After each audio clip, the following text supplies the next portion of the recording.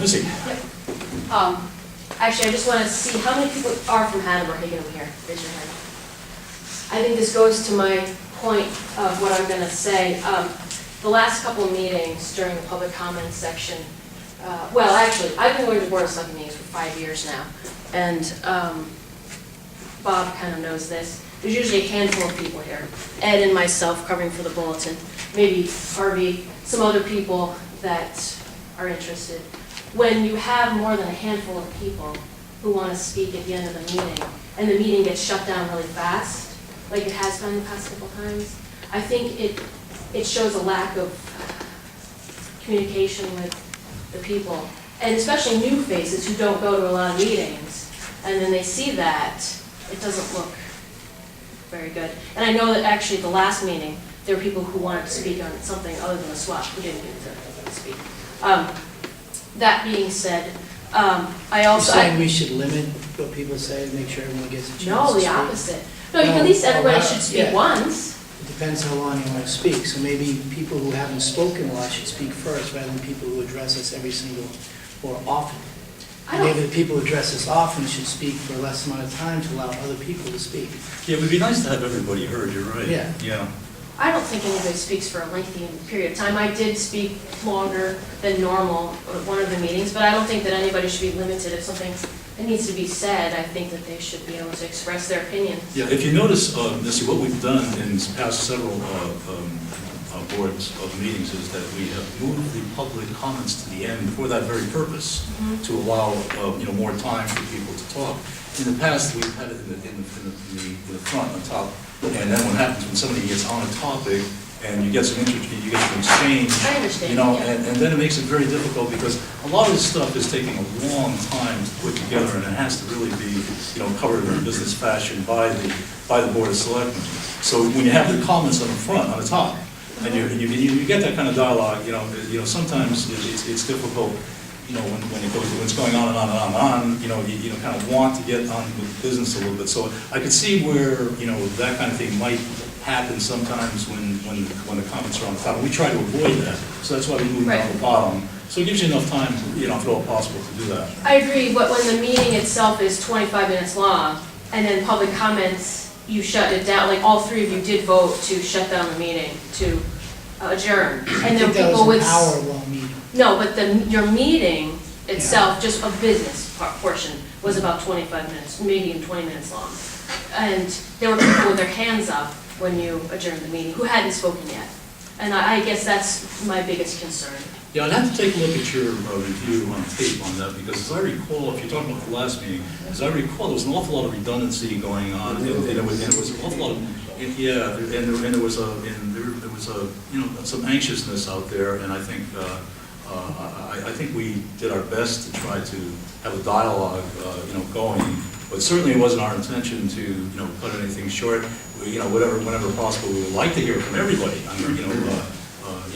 And see what they think. Okay. And my other thing, I'm one of the people that did want to say something the last two meetings, but I didn't get a chance, and I did already had my turn then, so I understand. I found an email from 2 years ago, requesting that our calendar be updated online.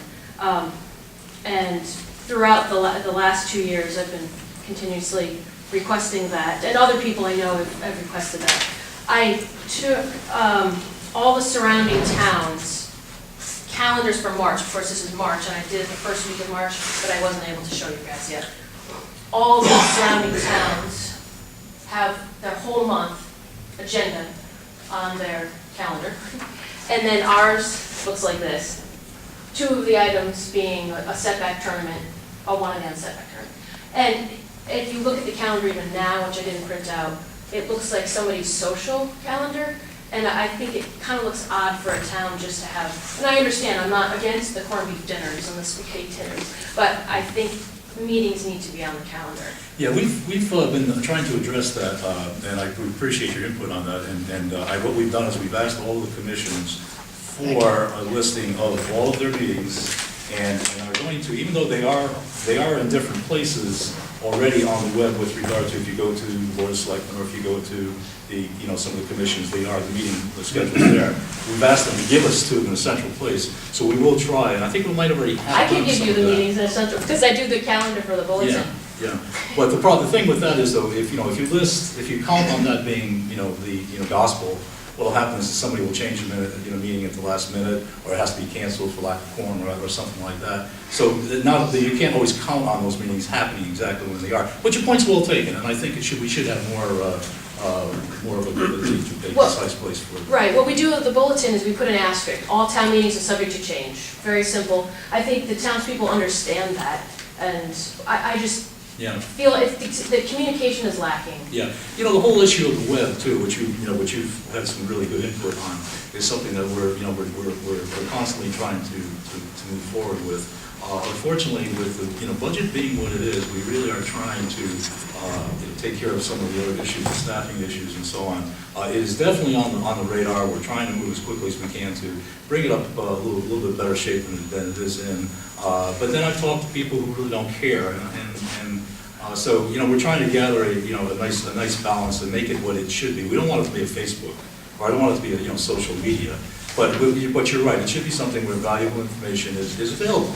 And we're trying our best to get there. But the meetings are on the website, and the dates and times of the meeting are on the website, correct? In some fashion, yes. Right. No, only about 1 day, 2 days before tops. Okay, but it's on there, so it's not a lack of communication. You think it'd be better. There have You have been a better form of communication you believe would be more effective or easier on the eyes to read off the calendar, correct? No, It's not that there's a lack of no. communication. See, there's been meetings that have been dropped off too, and they're not even up there. Board of Finance was moved, that wasn't even on there. So if you're going on vacation, so a person is going on vacation in July, they want to be sure they want to make a meeting in July.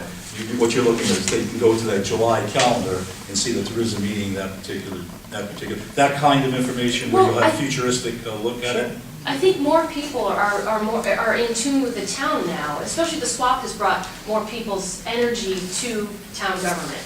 And I think now if people want to attend meetings, I think it would be great for them to know that Board of Selectmen, like I know, it's first and third Wednesday. This one was moved, it was just added to the calendar on Monday. We just found out about it. Things like that, and I know you guys changed it, I don't know when you officially changed it, but things like that I think just need to be noted so people can get to know when the meetings are. New people coming to town who want to be involved. I know it's very easy to do. Your point's well taken. We continually try to open that up, and we're making some It progress. actually would save money if it was all updated at the same time, because then the inputter wouldn't have to log in a bunch of times. She would go in once a month, put all the meetings up there, and be done. And then she doesn't have to wait till the agenda comes and everything. Yeah. So, And of course, you have to remember too, though, Miss, that as you know, the commissions and the committees and these are appointed and/or volunteer people in many cases. So a lot of these things are, do get moved. Planning and zoning have got moved quite a few times. And it's not the easiest thing in the world to, just because it's on there, on Wednesday, the 16th, whatever it may be, those things are going to change. It's just something that we have to try to monitor and do the best we can to be open to make sure everyone knows that they are welcome. And we've always said that, and I have for 2.5 years, tried to make with all this. We've had more Board of Selectmen meetings this year than some of our predecessors have had their entire year. So maybe an intern at the high school, or something, who could update the Yeah. calendars for free. Okay, People. okay, Yeah. super. Anybody else? Sharon? Sharon, yes, thank Sharon you. Votel, I live in Tylerville. I have actually a comment, some information, and then a question regarding the contamination. I did a little bit of research about the EPA Superfund program. And according to that program, they protect human health and the environment by investigating and cleaning up hazardous waste sites and engaging communities throughout the process. The EPA strives to return previously contaminated land and groundwater to productive use.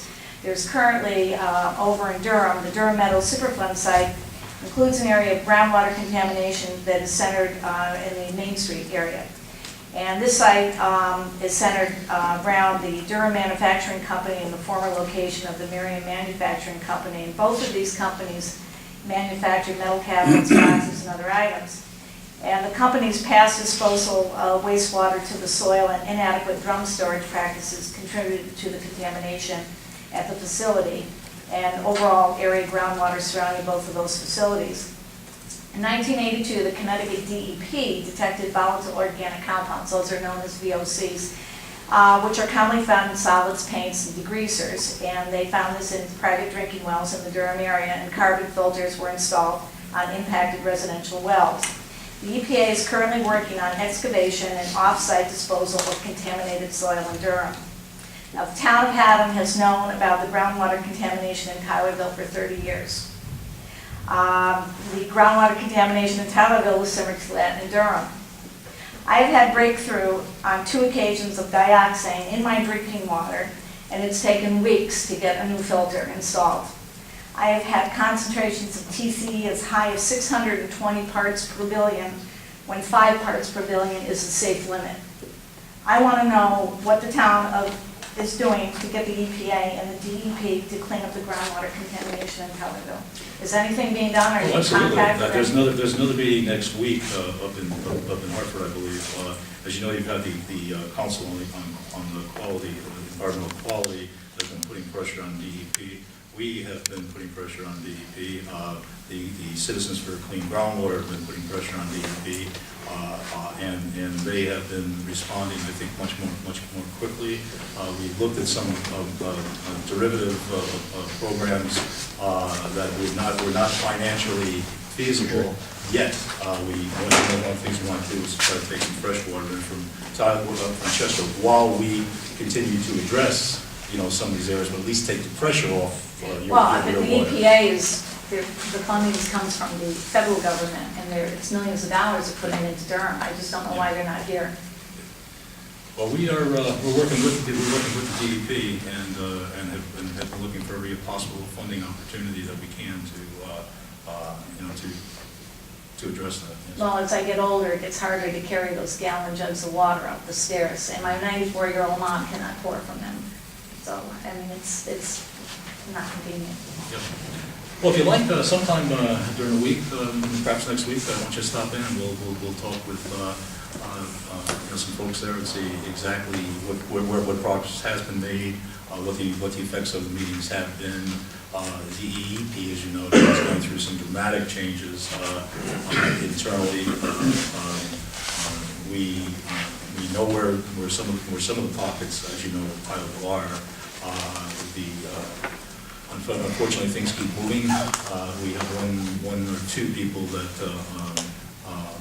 have been identified as possible contaminators, and they are being under consent orders and so on. The problem with the DEP, of course, is the fact that they are monitoring, scheme of things. We've looked at trying to assess a couple of locations as being available for federal grants and advised that they're not, but there's no reason why we can't continue to look. So, you have a hands-on knowledge, and I think if you want to come in and spend some time with our people, we'd love to tap into that. And also with Lisa Lodge has been extremely helpful.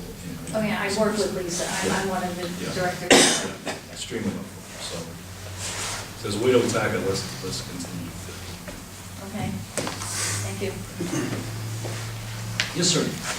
Jerry Matthews, Russell Road in Haddam. This will take 2.5 minutes, so you don't have to worry about cutting me off. The people of Haddam voted you into office to represent and implement their needs and desires. Although I can't accept this, some people in town think your support of the swap was part of our own personal agenda, or your own personal agenda. But I do think that you were misled by poor information and continue to make decisions based on fallacies. The people's instincts have been proven correct. Hundreds of us jammed the extension center. Hundreds flocked to a picnic on the 17.4 acres. Hundreds attended the P&Z meeting on changing the regs. Hundreds packed the old fire station in Higganum, and hundreds willingly signed petitions wanting to be heard. We knew the backroom swap deal was offensive from the start, but Rather than respect and trust the intelligence of the townspeople who elected you, you choose to disregard them. You did not attend one meeting to hear what the people have to say. And it's clear again tonight, you have no intention of facilitating the citizens' desire to go on record officially. As our town's chief executive, you have the duty to see that our town is run properly. The legislative body of Haddam is the town meeting, the citizens who pay hefty taxes to keep you and our town running soundly. The town meeting legislative body has a duty and responsibility to the town, and it's up to you to see that it is held accountable. We care about our town and its reputation, and especially in this, our 350th anniversary year, want to feel pride, not embarrassment, in our hometown. If our next petition gets rejected, we'll surely be the laughing stock of the neighboring Connecticut towns who know how to operate professionally. You surely understand by now the people of Haddam do not want to be a party to the swap scandal, and they want to go formally on record to state what they do want. Work with the people on this. And in answer to Attorney Bruno Morisudi's situation, in the state Supreme Court case, officially released March 28, 2006, Morris versus Condon, is the following finding. Indeed, history supports the conclusion that selectmen do not wield powers separate and distinct from those held by the town meeting, but act as agents of the town meeting. As our agents, I'm formally requesting that you expedite measures to make our town meeting form of government work as it's supposed to. Help show our town is not dysfunctional. Help the people make the town meeting happen. Thank you, Jim. Any other comments? My name is Ed Munster. I live in Haddam. I want to say that as some and maybe many of the people at this meeting probably know, I never took a public position or a private position for or against the land swap. Even though I would agree that there are good points, in my view, which can be made on both sides of the issue. However, I feel compelled tonight to make the following comments. The term Haddam land swap is a misnomer, which was intended to draw the town into an issue for which the town has no authority. It is clearly a state of Connecticut issue. The quarrel that the Citizens for Protection of Private Lands, CPPL, have is with the state of Connecticut, with Senator Eileen Daly, who promoted this legislation, and with Governor Malloy, who signed the legislation into law. The initial article, which appeared in the Haddam Bulletin, has erroneously led some people to believe that the land being swapped by the state was actually riverfront property. This has been reinforced by their photos, which show the river prominently as a feature of the land. This has happened again, for example, in the flyer which CPPL sent to all town residents. People who are opposed to the land swap have said that this land, which was donated to the state, should not be swapped for other land to benefit the developer. As we all know, it was not donated, but this was the people who ended up believing that. The truth, of course, is that the state purchased the land with all of our tax dollars, and this makes it even more of a state issue rather than a town issue. In the CPPL flyer, the question is asked, are you ready to pay for public water, a new sewer system, and roads just so River House Properties, LLC, can make more money? Make no mistakes, you'll have to pay for this. Of course, there was never a plan for the town to pay for any of these things, but the thought of taxpayer money being used in this way was just another way to frighten people into taking a position on the land swap. Haddam citizens should not be deceived by individuals who will say and do whatever they can to advance their agenda. Haddam citizens need to know that they cannot believe everything they see in the Haddam Bulletin, the patch, or from this group who call themselves Citizens for the Protection of Private Lands. In conclusion, I'm happy that this land swap issue is over. We have solved a major issue in the town in the last year and a half with respect to the town transfer station, to the satisfaction of a great majority of town residents. We have other major issues which have been plaguing the town for decades, which need resolution. I urge the town and the citizens to move on and tackle the issues which we really need to for the benefit of the town. Thank you. Thank you. Hi, how are you? Tanya Moriarty, Little Fawn Trail, Higginham. I served as a selectwoman for 4 years, and I've been, paying attention to what's going on as well. And I think back to the days when I served where you're sitting now, and if I had heard so much public outcry just to assemble, just to have a meeting, I would be inclined as a select person to say, well, why not then? Why not let the public who want to come out and speak on this issue speak? And even though it's a state issue, this is still happening in our town, and we could be a model for other towns in the state who may face this same epidemic if this happens. So I think it would do a lot of good if people had the chance to assemble, if they had the chance to speak their mind. It would send a message to Hartford that, look, this little town is standing up and saying, we're not in favor of this, whether it's, 40 people or 400 people. And you as a Board of Selectmen are just providing that opportunity as part of the three-legged stool. And that's why Yeah, Tanya, I'd like to just comment briefly on your points in there. I don't think that any of the selectmen have ever said that you don't have the right to speak. You certainly do. It's at the town meeting, which is a legislative process, that we find concern with. I would applaud any group of people who have the passion, that you folks, some of you folks actually do, to gather, to get your proposals and send them to the state, to go up there, as many other groups do, and show yourselves. But it's, as Bruno pointed out, it's the town meeting is a process for which you have to vote on a legislative function or a legislative item. And this doesn't rise to that. It's a state issue. It's between the state and the developer, which thank God has finally gone away. I mean, so now this whole thing hopefully is a moot point. But it's something that I've always said that and to paraphrase a position that I've had is that if this is something that passes every test between the state and the developer, and that the state is desirous to enter into a contract with a developer, I see nothing but a possibility of some economic development opportunities. Now, I guess I haven't been, not vocal on how I feel, my concern about the town's fiscal situation. We're going through another budget, and I surmise that we're going to have another tax increase. And it's frightening.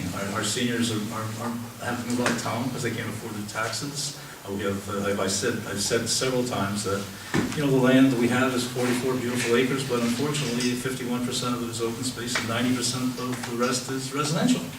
And of the 2 pockets that we have left, which is 2 square miles, Tanya, there's just, as Jim pointed out, we have contamination in one area and no sewage in the other. So how do we live without some form of help in the way of new taxation coming in? We certainly can't leave it on the backs of the residents going forward for very much longer. In the old days, we had Connecticut Yankee, it was wonderful. We didn't put a dime into our infrastructure, so now we have a weak infrastructure to work with.